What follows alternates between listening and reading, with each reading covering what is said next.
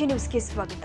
ರಾಜ್ಯ ಸರ್ಕಾರ ಜನರಿಗಾಗಿ ತಂದಿರುವ ಪಂಚ ಗ್ಯಾರಂಟಿ ಯೋಜನೆಗೆ ಕಳೆದ 2 ವರ್ಷದಿಂದ 80,000 ರೂಪಾಯಿ ಕೋಟಿ ಖರ್ಚು ಮಾಡಿದೆ ಎಂದು ಮಹಿಳಾ ಮತ್ತು ಮಕ್ಕಳ ಕಲ್ಯಾಣ ಇಲಾಖೆ ಸಚಿವ ಲಕ್ಷ್ಮೀ ಹೆಬ್ಬಾಳ್ಕರ್ ಹೇಳಿದರು. ಸೋಮವಾರ ಸಿಪಿಎಡ್ ಮೈದಾನದಲ್ಲಿ ಕೇಂದ್ರ ಬಿಜೆಪಿ ಸರ್ಕಾರದ ಬೆಲೆ ಏರಿಕೆ ವಿರುದ್ಧ ನಡೆಸ್ತಾ ಇರುವ ಕಾಂಗ್ರೆಸ್ ಬೃಹತ್ ಹೋರಾಟದ ಸಮಾವೇಶದಲ್ಲಿ ಮಾತನಾಡಿದರು. ರಾಜ್ಯದ ಜನ ನೆಮ್ಮದಿಯಿಂದ ಜೀವನ ನಡೆಸಲು ಸರ್ಕಾರ ಪಂಚ ಗ್ಯಾರಂಟಿ ಯೋಜನೆ ಜಾರಿಗೆ ತಂದಿದೆ ಎಂದಿದ್ದಾರೆ. ಪಕ್ಷದ ಸರ್ಕಾರ ಅಧಿಕಾರಕ್ಕೆ ಬಂದು ಇದೇ ಬರುವಂತ ಮೇ 20ಕ್ಕೆ 2 ವರ್ಷಗಳಾಗ್ತವೆ. ಕರ್ನಾಟಕದ ಇತಿಹಾಸದಲ್ಲಿ 80,000 ಕೋಟಿ ರೂಪಾಯಿ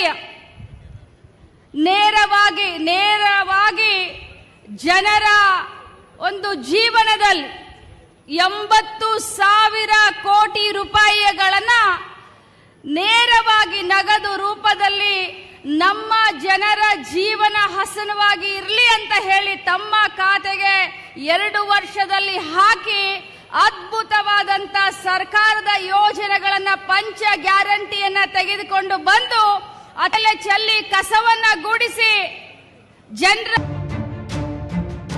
ಕನ್ನಡಿಗರ ಮೆಚ್ಚಿನ ನಿಮ್ಮ ಎಜೆ 24/7 ನ್ಯೂಸ್ ಕನ್ನಡ ವಾಹಿನಿ ಇದೀಗ ಟಿವಿಯಲ್ಲಿ ಲಭ್ಯ. ಒಂದು ವೇಳೆ ನೋಟಿಸ್ ಕೊಟ್ಟಿದ್ರೆ ವಾಪಸ್ ತಗೋತೀವಿ. ಇವತ್ತು ವಕ್ಫ್ ಪ್ರಾಪರ್ಟಿ ಅಂತೇಳಿ ಬರ್ತದೆ ಅಂತ ಹೇಳಿದ್ರೆ ರೈತರು ಬೀದಿಗೆ ಬಂದು ಏನ್ ಮಾಡ್ಬೇಕಾಗತ್ತೆ? ಯಾರು ವೋಟ್ ಹಾಕಿಲ್ಲ ಅಂದ್ರೆ ಗ್ಯಾರಂಟಿನೆಲ್ಲ ಸ್ಟಾಪ್ ಮಾಡ್ಬಿಡ್ತೀವಿ.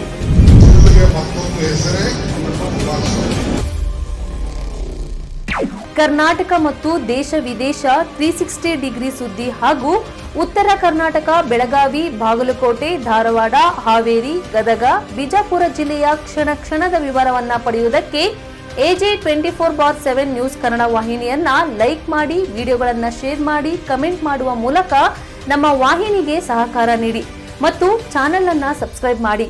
ಧನ್ಯವಾದಗಳು.